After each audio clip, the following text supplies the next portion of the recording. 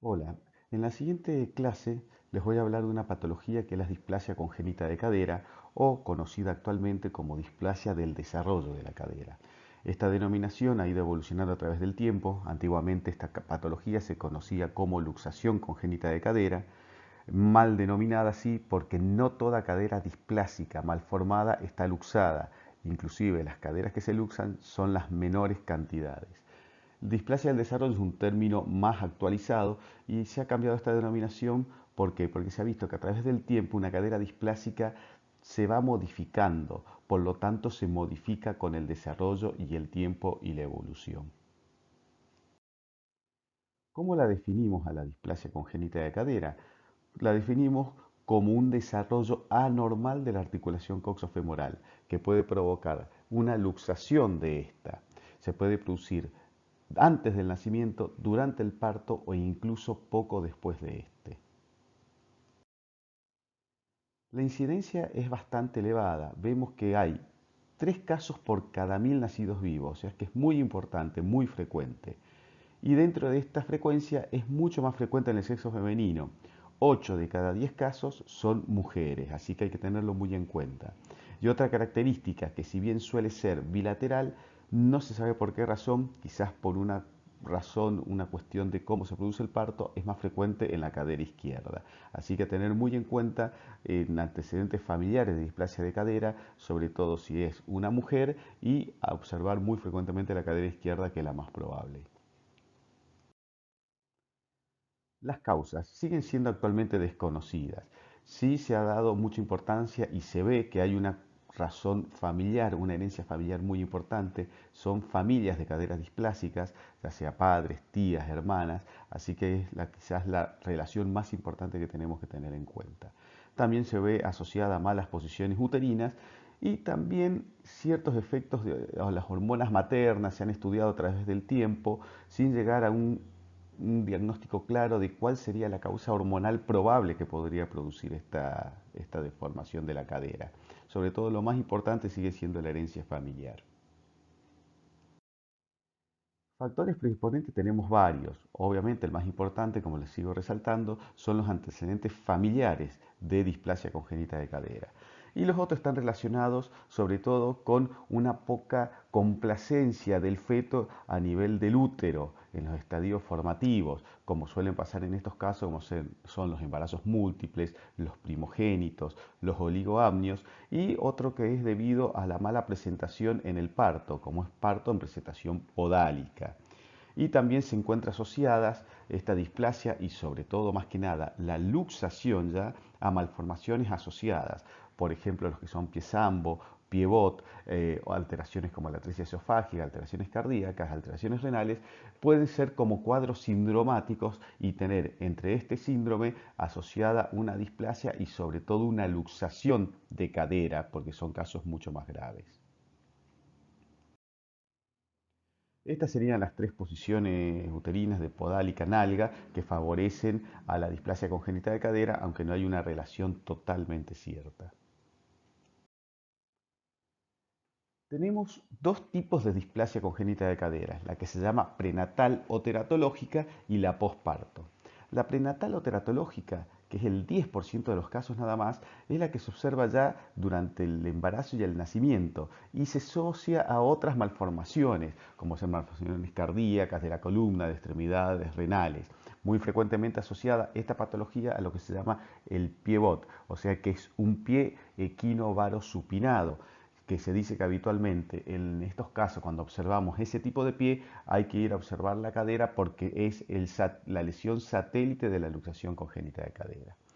La mayoría de los casos de displasia congénita de cadera son las que se llaman posparto, el 90%, que es la típica, la que vamos a seguir hablando a continuación, y es la que aparece en el momento del parto o luego de este. Es la que vamos a tratar a partir de ahora en adelante. El examen clínico quizás es lo más importante para hacer en un paciente recién nacido. ¿En qué consiste este examen clínico?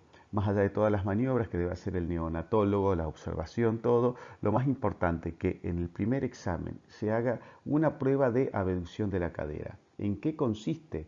En colocar al niño relajado, acostado en una camilla en decúbito dorsal, acuérdense, bebé relajado, recién nacido, se debe colocar la cadera, la articulación de cadera a 90 grados y la articulación de la rodilla flexionada a 90 grados. Entonces nosotros, por maniobras suaves, intentamos generar una abducción de la articulación de la cadera. Normalmente, si el niño está relajado y lo hacemos en forma progresiva, la abducción de la cadera de un niño lactante recién nacido llega prácticamente al plano de la camilla. Si esta abducción de la cadera se encuentra limitada, significa que tenemos alguna patología, más cuando la podemos hacer comparativa. Sobre todo si esa abducción no llega ni siquiera a los 45 grados, ya podemos pensar que hay alguna patología de base, sobre todo hasta una luxación. Si se encuentra ya más de 45 grados, pero no llega a lo normal, podemos pensar que hay una cadera displásica. Entonces es muy importante como primera medida, si no nos acordamos de las maniobras, si no tenemos experiencia en esta, por lo menos intentar hacer esa simple prueba, la maniobra de abducción. Otras características que podemos encontrar en los niños, en los lactantes recién nacidos, sería la simetría en el largo de las extremidades inferiores. Esto que nos parece muy sencillo si nosotros comparamos al niño acostado la altura que tiene una extremidad con respecto a la otra y una está cortada, ya nos puede indicar alguna patología que puede estar en la cadera. Más aún, si es positivo un signo que se llama el signo del telescopaje, en el cual con el niño recostado hacemos una tracción del miembro acostado. Si éste recupera la longitud y vuelve, una vez que soltamos, vuelve a la longitud acortada inicial, significa que puede ser que tenga una luxación de cadera que nosotros la reducimos y al soltarla vuelve a luxarse. También se daba en una época mucha importancia a una simetría de los pliegues cutáneos, ya sea a nivel del glúteo, del muslo. Se ha visto que los niños suelen tener pliegues asimétricos, así que no es un parámetro tan importante a tener en cuenta. Y sobre todo, las pruebas más importantes, las maniobras más importantes, las clásicas que tenemos para ver esta patología, son las pruebas de Ortolani y Barlow, que son las pruebas que ponen de manifiesta esta alteración y que en el siguiente link que les dejo ahí pueden ver específicamente estas maniobras, todas las maniobras que están explicadas en este examen clínico. Es un video bastante sencillo y explicativo que les va a permitir orientarse y ver cómo es el examen semiológico. Es importante en estas dos maniobras, tanto la de Ortolán y Barlow, que nos permiten determinar ciertas características. Cuando la cadera es inestable o luxable, es cuando la maniobra de Barlow es positiva, o sea que es una cadera que nosotros podemos luxar e indica inestabilidad. La maniobra de Ortolani, cuando es positiva, indica que la cadera está luxada pero es reductible. Quizás una de las mejores situaciones a la cual podemos enfrentarnos ante esta patología, porque es pasible de tratamiento ortopédico conservador. Y la tercera situación que podemos encontrar es que la cadera esté luxada y sea irreductible, cuando la maniobra Ortolani con esta maniobra no se logra la reducción. Es la situación más compleja porque posiblemente tengamos que terminar en un tratamiento quirúrgico más agresivo para poder reducir la luxación de cadera. Hay que insistir que estas maniobras, sobre todo la de Ortolani y Barlow, deben realizarse desde el primer momento y pierden validez a través del tiempo. Es más, se consideran que el límite para considerar estas maniobras positivas, o sea, que tengan algún resultado clínico evidente en este examen, es hasta los 30 días. Ya después de los 30 días del nacimiento ya no tienen validez porque ya no son sensibles o específicas estas maniobras. Es muy importante, acuérdense que estas maniobras tenemos muchas posibilidades de hacerlas al momento del nacimiento, sobre todo por el neonatólogo, cuando realiza el primer examen es una de las oportunidades para realizarlo. La otra oportunidad que tenemos para realizarlo es el control de niño sano a los 7 días, eso lo hace ya el pediatra o el médico de familia, y hasta controles posteriores hasta los 30 días tenemos forma de identificar esta patología. Es muy importante porque hacer estos exámenes simplemente clínicos, sin ninguna otra asistencia, simplemente con revisar al niño, uno puede ya detectar esta patología y evitar que tenga a futuro complicaciones derivadas de la misma. ¿Qué estudios complementarios podemos hacerle a esta patología? Tenemos dos fundamentales. La típica clásica que se hacía siempre, que es la radiografía, y el otro estudio que está en boga desde los últimos tiempos, que es la ecografía. La ecografía antiguamente los radiólogos que la hacían no tenían tanta experiencia, pero actualmente es mucho más frecuente, se usa inclusive en algunos lados como método de screening, así que es un estudio muy importante. ¿En qué consiste la ecografía? En el recién nacido se le hace este estudio para ver las imágenes detalladas, sea tanto de la parte ósea como cartilaginosa de la cadera. Es un estudio importante porque permite una exploración tanto estática como dinámica de la articulación, inclusive cómo responde cuando nosotros hacemos las maniobras de Ortolán y Barlow, cómo responde la cadera, el porcentaje de cobertura de la cabeza femoral por el acetábulo, el índice acetabular. O sea, hay muchas características que podemos evaluar con este estudio. Otra cosa importante, es un estudio que no irradia y es no invasivo e inclusive tiene bajo costo. Se hace siempre que haya sospecha con alguno de los signos ya explicados, o sea, ante límites de abducción, maniobras de Ortolán y maniobra de Barlow positivas. En esos casos tenemos que hacer este estudio. E inclusive actualmente se está utilizando como un método de screening, o sea, para encontrar casos y que no se pasen desapercibidos ante quizás la clínica no manifiesta, un mal examen realizado, entonces la ecografía nos permite ya evaluar si el paciente tiene algo en ese momento.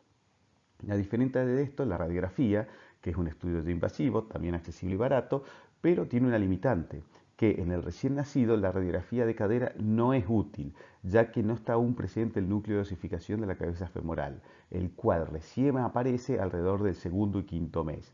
Así que, como dicen en la parte de más abajo, esta radiografía no se debe realizar por lo menos hasta el segundo o tercer mes.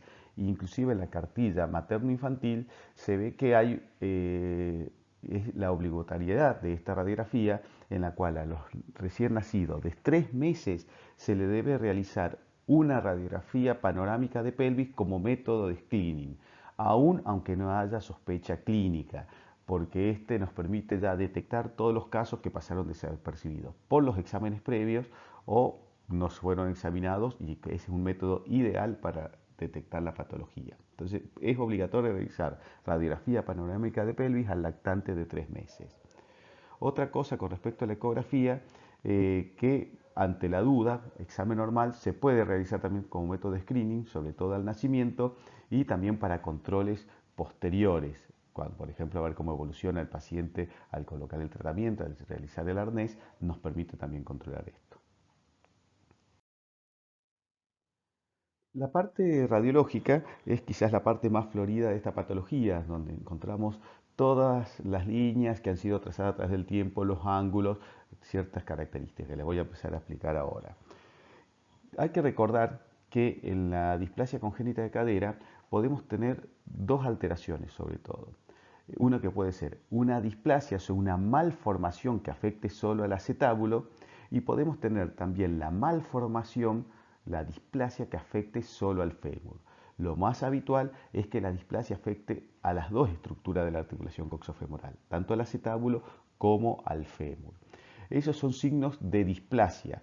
Y secundariamente, si tenemos estos signos de displasia, o sea, la alteración del acetábulo y la alteración del fémur, podemos encontrar otros signos de luxación. ¿Cuáles serían signos de displasia acetabular? Que el acetábulo tenga un índice acetabular o ángulo acetabular mayor de 33 grados en la radiografía de 3 meses. ¿Cómo vemos esto? Si nosotros trazamos una línea que se llama línea de Hilgenreiner, que es una línea horizontal que pasa a través de los dos cartílagos trirradiados de la pelvis, y trazamos una línea tangencial que va desde el fondo del acetábulo al borde acetabular, eso genera un ángulo, que es el ángulo acetabular, índice alfa, ángulo alfa, como quieran llamarlos. Ese ángulo, que es el que estamos viendo en este lugar, es normalmente de hasta 33 grados. Cualquier ángulo o índice acetabular mayor de 33 grados en la radiografía panorámica de pelvis de un lactante de 3 meses ya nos está indicando que hay una displasia acetabular o una malformación del acetábulo. Otra característica que tenemos es que el acetábulo en las caderas displásicas se ve verticalizado. ¿Qué significa esto? Que lo vemos como menos continente. Por lo tanto, un acetábulo verticalizado también nos va a dar lo que es un aumento del índice acetabular. Otra característica que vamos a encontrar a nivel del fémur en una cadera con displasia va a ser la hipotrofia del núcleo de osificación femoral, que es un núcleo que se empieza a formar al segundo mes de vida, que ya se hace más evidente al tercero, por eso en esa época se hace la radiografía. Todos estos dos signos son signos de displasia acetabular y de displasia femoral, pero también tenemos otros signos que nos van a indicar que hay una luxación de la cadera. Uno de ellos, por ejemplo, es la ruptura del arco de Shenton. El arco de Shenton es un ángulo, un arco que se forma desde el borde del agujero obturador con el borde interno del cuello, este que les estoy marcando acá. Normalmente es un arco congruente, que ustedes los van a ver cómo se mantiene, cómo sigue este arquito en esta posición. Cuando tenemos una cadera luxada, como vemos en esta cadera izquierda de la imagen de la derecha que les estoy marcando, el arco de Shenton, que sigue por el borde del agujero obturador, no se encuentra con el borde interno del cuello. Esa ruptura del arco de Shenton ya nos está indicando que hay una cadera que está luxada, o sea, no solo está displásica, sino que con esa alteración del arco ya vemos que está luxada. También hay otra línea que podemos trazar, que es una disminución de lo que se llama la distancia del fémur a la línea H. ¿Qué sería? Si nosotros vemos acá en esta cadera que está normal, que hay una distancia desde el borde superior del fémur a la línea de Hilgenreiner. Esa distancia H, cuando hay una luxación, como en el caso este, se encuentra disminuida e inclusive desaparece. ¿Por qué? Porque la cadera está luxada hacia proximal y la distancia hacia la línea H ha disminuido o ha desaparecido.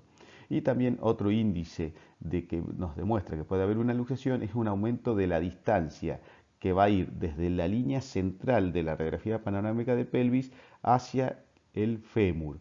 Esa distancia D, si la vemos en la cadera luxada a este nivel, disminuye considerablemente. ¿Por qué? Porque aumenta, perdón, porque se produce un ascenso y una lateralización de la cadera. Entonces son todos rasgos que podemos encontrar en esta patología. Acá vemos otro dibujo esquemático de una radiografía panorámica de pelvis donde vamos a ver lo mismo que ya le expliqué hace un momento.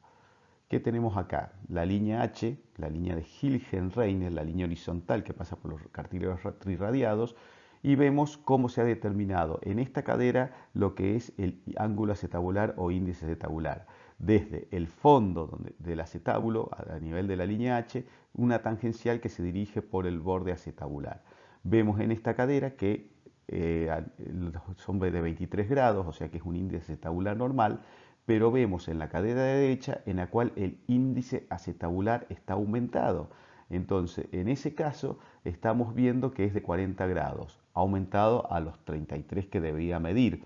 Entonces, vemos que el acetábulo está verticalizado y por lo tanto aumentado el índice acetabular.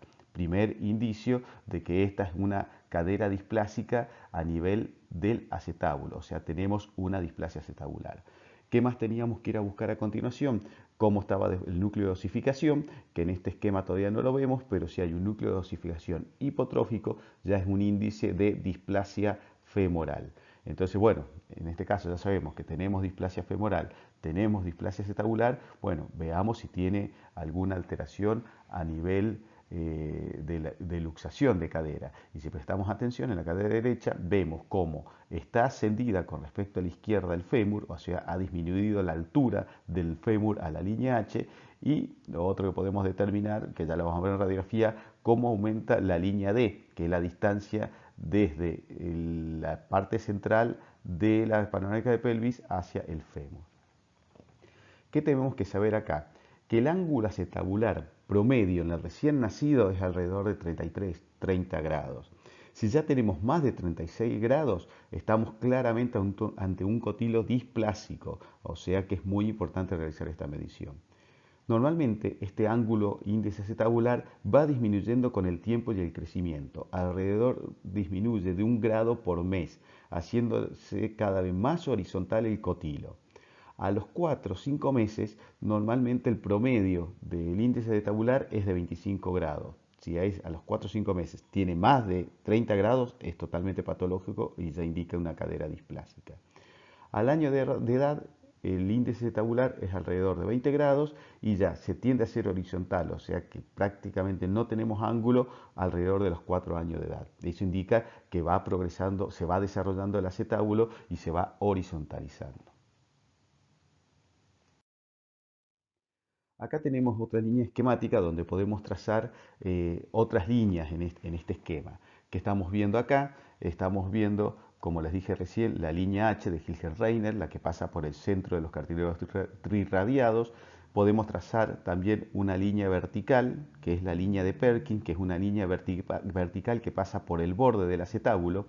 Si nosotros trazamos dos líneas, normalmente generamos, como vemos acá, 4 cuadrantes. Un cuadrante infero-interno, un cuadrante superexterno, un cuadrante superinterno y un cuadrante infero-externo. Normalmente, en una cadera normal, el núcleo de osificación femoral se debe ver en el cuadrante infero-interno.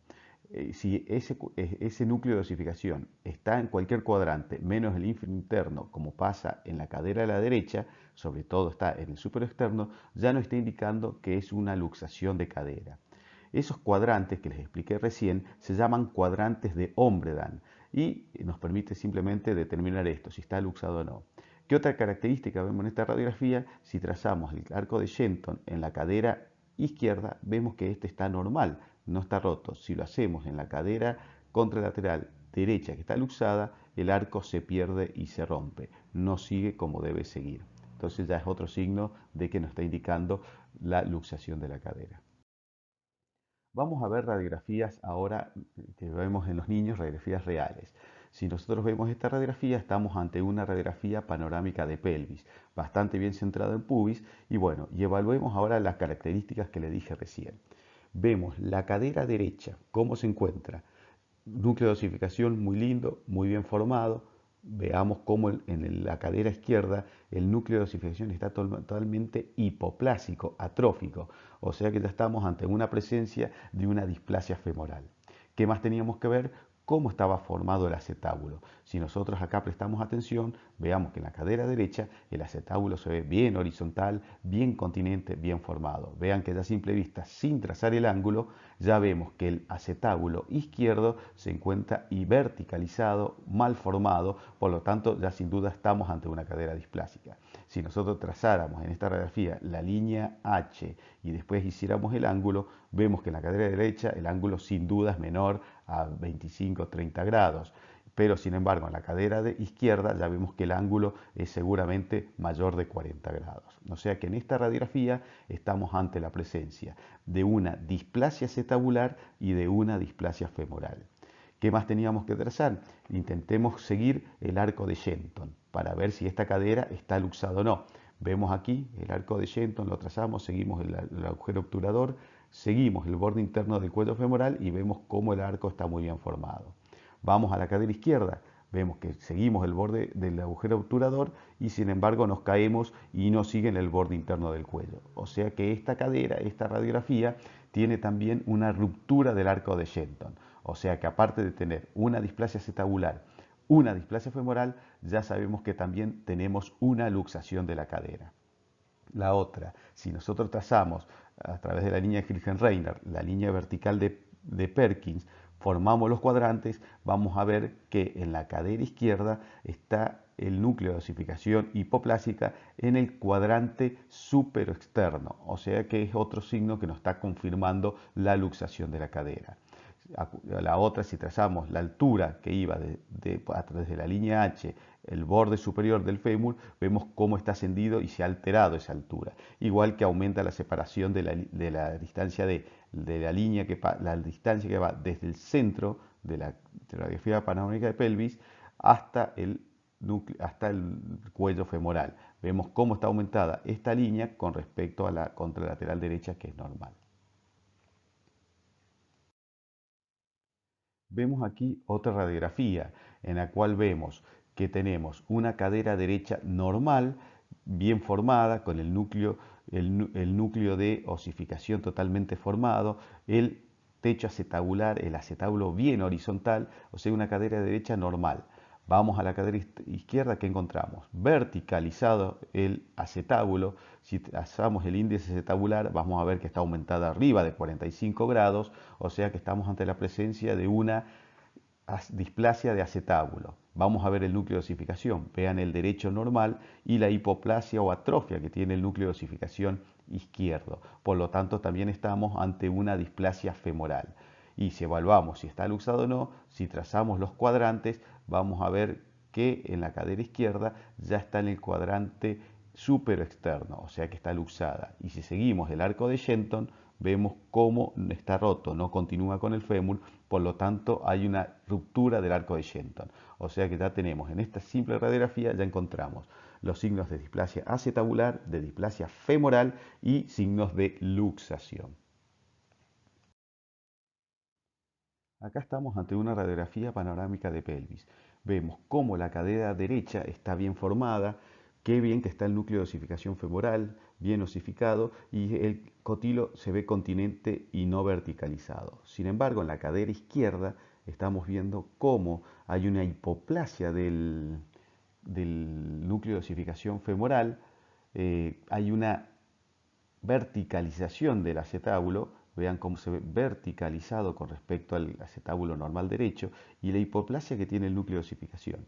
Si seguimos el arco de Shenton de la cadera derecha, está muy bien formado, seguimos el arco de Shenton de la cadera izquierda, se ve que está roto. Inclusive también si vemos, trazamos la línea H, vemos cómo está ascendido y cómo está en el cuadrante super externo el núcleo de osificación femoral. O sea que estamos en esta situación ante una displasia acetabular izquierda, una displasia femoral izquierda y una luxación de la cadera izquierda. ¿En qué consiste el tratamiento de esta patología una vez que hicimos el diagnóstico? El tratamiento ortopédico, que es el más utilizado y el que trae a tener las mayores de la respuesta, se hace con lo que se llama el arnés de Pavlik, que es este arnés que estamos viendo en esta imagen. ¿En qué consiste el arnés? Hace lo mismo que haría la maniobra de Ortolani. Mantiene las caderas flexionadas a 90 grados, las rodillas flexionadas a 90 grados y en una abducción. ¿Qué permite eso? Que caderas inestables o que se tienden a luxar, una vez que nosotros las reducimos con las maniobras de Ortolani, lo mantenemos con este arnés. Entonces, ¿qué hace este arnés? Mantener la cadera reducida. Obviamente es muy importante explicarle a los padres que debe usar en forma permanente el arnés. Se puede sacar solamente una hora al día para higienizarlo, para que se sienta más cómodo, pero hay que usarlo en forma permanente y durante bastante tiempo, estamos hablando de meses, con controles periódicos. Hay que tener cuidado porque uno de los principales fracasos del tratamiento ortopédico con el arnés de Pavlik es porque los padres sienten incómodo al bebé, entonces muchas veces le sacan el arnés para evitar esa incomodidad. Hay que explicarles muy bien que lo debe tener el tiempo necesario porque si no va a fracasar el tratamiento. Entonces es muy importante utilizar este arnés. Es un arnés muy barato, inclusive en algunos centros se entrega para el tratamiento, así que es muy importante utilizar este arnés. Se cree que con el tratamiento ortopédico curan alrededor del 80 y pico por ciento de los pacientes. Así que vean qué importante es hacer el diagnóstico para hacer un tratamiento precoz. Obviamente si el niño se hace un diagnóstico tardío, cuando el niño ya es grande, inclusive ya está caminando, ya el arnés no tiene efectividad. ¿Por qué? Porque ya es un niño que ya está con las secuelas de que hacer otro tipo de tratamiento. Otra cosa a tener en cuenta, que el arnés se controla periódicamente, se controla cómo evoluciona el tratamiento y se usa siempre para las caderas que ya hablamos hace un rato, que tenían que ser caderas inestables con displasia pero reducibles, porque si no, no va a funcionar el arnés, porque si colocamos un arnés en una cadera luxada y reductible, nunca va a lograr que ésta se reduzca. ¿En qué se basa la teoría por la cual sirve el arnés? En la que se llama un estímulo por uso de la articulación de la cadera. O sea, ¿qué se hace? Se hace que se reduzca y por un estímulo plástico la cadera se formaría, se completaría y es por lo cual se usa el arnés y tiene inclusive efectividad. Ahora lo que les voy a hablar es del tratamiento quirúrgico. Hay muchas técnicas quirúrgicas que pueden realizarse, pero les voy a dar muy poco detalladas las principales cirugías que se realizan de osteotomías para no complicarlos porque son temas más del especialista, pero lo importante es que lo conozcan. Una de las osteotomías que realizamos es la osteotomía de Solter. Esta es una técnica de reorientación del acetábulo que hace esta técnica, mejora lo que es la cobertura femoral anterior y lateralmente por una osteotomía que pasa a nivel de la línea innominada. O sea que hacemos una reorientación del acetábulo y por lo tanto va a tener una cobertura de la cabeza femoral completa con cartílago hialino. Solo se puede hacer esta cirugía desde los 18 meses hasta los 6 años porque necesitamos que lo que es la parte de cartílago de crecimiento estén todavía abiertos en el paciente para que esta sea efectiva. En esta radiografía estamos viendo cómo se hizo la osteotomía de Solter. Vemos aquí cómo se ve esquemáticamente cómo se hace la osteotomía por arriba del acetábulo y lo que se hace es bajar el mismo. Veamos en las radiografías del lado derecho cómo se hizo, se ve la radiografía original con la hipoplasia del núcleo, la verticalización del acetábulo y vemos cómo se hizo la osteotomía supraacetabular reorientativa, se baja y se aumenta la continencia con el acetábulo y se fija con unas clavijas transitorias. Esta es la osteotomía de Salter. Recuerden que solo se puede usar hasta los 6 años de edad. Otro tipo de tratamiento que tenemos de la parte quirúrgica es lo que se llama la osteotomía de Chiari. Esta osteotomía se usa ya para los adultos, ya cuando no se puede hacer la de Solter. ¿Y qué se hace? Se fabrica un techo acetabular deslizando hueso ilíaco osteotomizado. O sea que a diferencia del anterior, aquí no hacemos una reorientación del acetábulo, simplemente aumentamos el techo. Y por lo tanto no vamos a tener cartílago hialino articular como era en la cirugía previa. Va a ser un cartílago neoformado de baja calidad. O sea que, ¿qué usamos?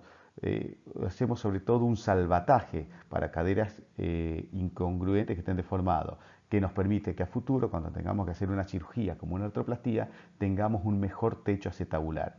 Obviamente también tratamos de prolongar o de retrasar lo más posible llegar a una prótesis de cadera. Eh, Vamos a ver imágenes en las siguientes radiografías. En la siguiente radiografía vemos cómo se hizo esta osteotomía. Estamos viendo que es una mujer ya adulta, inclusive vemos cómo tiene colocado un DIU, y vemos en la imagen cómo se hizo la osteotomía supraacetabular, pero ya no se orienta el cotilo como uno podía hacer en la cirugía de Solter, sino que simplemente se lateraliza lo que es la parte ilíaca, mejorando lo que es el techo femoral para permitir que un tiempo más sin dolor y para que sea más fácil posteriormente realizar la cirugía de la artroplastía. Entonces veamos cómo se logra mejorar bastante la continencia. Otras cirugías que podemos hacer, como vemos en esta imagen, en los adultos, cuando vemos, como en este caso, que hay una cadera con una subluxación, como tiene poca continencia acetabular, se hizo una osteotomía de reorientación para que se centre en el acetábulo. Obviamente son cirugías de rescate que simplemente nos dan tiempo, pero seguramente esta es una cadera ya con daño y que va a requerir a futuro de una prótesis articular, una prótesis a nivel de la cabeza y acetábulo. En esta otra imagen, ¿qué estamos viendo? Estamos viendo una radiografía panorámica de pelvis en la cual vemos una displasia bilateral de cadera. Y no solamente displasia, sino que estamos viendo ya una luxación. Este es un paciente de mucha edad que consulta generalmente, pasa esto, son pacientes que suelen tener una alteración de la marcha, les costó caminar, a veces como son luxaciones bilaterales, el paciente pasa desapercibido, a veces no se dan cuenta, no hicieron los controles como debían y llegan a esta situación de adulto. ¿Qué estamos viendo acá? Vemos la cadera derecha, donde estamos, tenemos que ubicarnos que está aquí, donde estoy marcando es el acetábulo. Y estamos viendo que la cabeza femoral está a esta altura, con la cresta ilíaca, e inclusive se generó una neoarticulación con el trocánter menor y la cresta ilíaca, o sea que tenemos una luxación de cadera derecha importante. Si vamos a la izquierda, por lo menos respeto un poco más la anatomía, si bien vemos que el acetábulo está aquí, vemos cómo se ha formado una neoarticulación, pero ya con la cabeza femoral y la cresta ilíaca. O sea que estamos ante una presencia de una luxación bilateral de cadera. Y vemos cómo, si seguimos el arco de Shenton, el mismo está roto, totalmente alterado, del lado izquierdo también. Entonces vemos que hay una luxación bilateral de las caderas. Obviamente ya el tratamiento acá ya no se pueden hacer osteotomías, no se puede hacer ninguna cirugía de corrección, así que vamos a pasar a la siguiente. Esto es lo que se realiza en estos pacientes. Como ya no tiene chances, no tiene posibilidad de hacer ninguna cirugía paliativa de reorientación, ya lo que tenemos que hacer es una artroplastía total de cadera. Acá en el dibujo esquemático del lado izquierdo vemos cómo se planifica preoperatoriamente. Acuérdense que son acetábulos que tienen mala continencia, entonces lo que vemos acá en verde fijado con un tornillo, ¿qué se hace? Se genera con la misma cabeza femoral que extraemos un injerto para darle mayor cobertura y mayor continencia al techo acetabular. En la imagen de la derecha vemos cómo quedó posteriormente la prótesis colocada y cómo se aumenta la parte del injerto, lo que está acá fijado con este tornillo, es lo que nosotros le dimos para aumentar el techo acetabular y que sea más sencillo colocar la prótesis y le da mejor pronóstico a la cirugía. Vean cómo tenemos una prótesis, es una prótesis total porque se ha reemplazado tanto acetábulo como el componente femoral. Y vemos que es un artilugio porque se ha realizado una osteotomía del trocánter, pero bueno, es para que tengan una idea qué es lo que se hace en estos pacientes. Pero tenemos que recordar lo siguiente, tenemos la cadera de izquierda ya operada con la prótesis, pero acuérdense que era una luxación bilateral, o sea que vamos a tener que corregir también la cadera derecha, porque al colocar la prótesis se recupera longitud y por lo tanto en este paciente debe tener más alargado el miembro inferior izquierdo con respecto al derecho y obviamente le genera un Trendelenburg importante. Por lo tanto vamos a tener que generar una artroplastía también en la cadera derecha. Aquí es lo que vemos, se usó más o menos la técnica parecida a la contralateral, se volvió a colocar injerto en el techo acetabular para aumentar la superficie de apoyo de la prótesis y se hizo luego la prótesis. ¿Qué tenemos que tener en cuenta? Que estos pacientes hay que diagnosticarlos rápido cuando son niños. Acuérdense, como ya les advertí, y quizás es lo más importante que tienen que saber. Tienen por lo menos en el primer mes de nacido 3 controles médicos en los cuales ya pueden encontrar que tienen esta patología. El niño cuando nace, control que hace el neonatólogo, al primer control del niño sano a los 7 días, otra vez que lo tienen que revisar, y el control nuevamente a los 30 días en los cuales deben revisar de nuevo el niño. Es inadmisible que a esta altura del siglo y con todos los que podemos hacer, todos los estudios que tenemos a favor, los estudios clínicos, que no hagamos un diagnóstico precoz de displasia de cadera.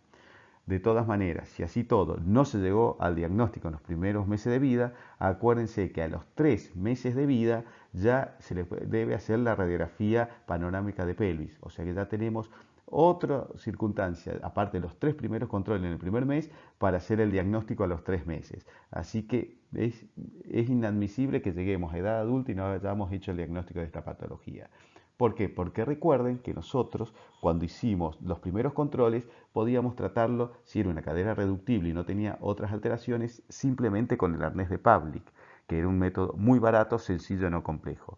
Si ya hacemos diagnóstico tardío, ya tenemos que ir a la parte quirúrgica, lo que representa mayor gasto al sistema de salud para cada paciente, porque en lugar de hacer un arnés, usamos cirugía, usamos placas para osteosíntesis, para fijación, que ya generalmente aumentan todos los costos. Y si llegamos ya a la edad adulta, como en el caso el último que les mostré, que ya vemos que tenemos que hacer una artroplastía, aumenta rotundamente los costos, porque estamos yendo a cirugías que son mucho más caros cuando podríamos haberlo solucionado con el arnés. Y peor aún en estos casos que son artroplastías bilaterales de cadera, o sea que multiplicamos el gasto por 2, son pacientes jóvenes que habitualmente, por la duración limitada que tienen las prótesis, una buena artroplastía de cadera bien colocada, importada, puede durar 15 años y en esas displasias sabemos que tenemos que revisarlo, o sea, volver a cambiar y colocar otro por desgaste, otra prótesis.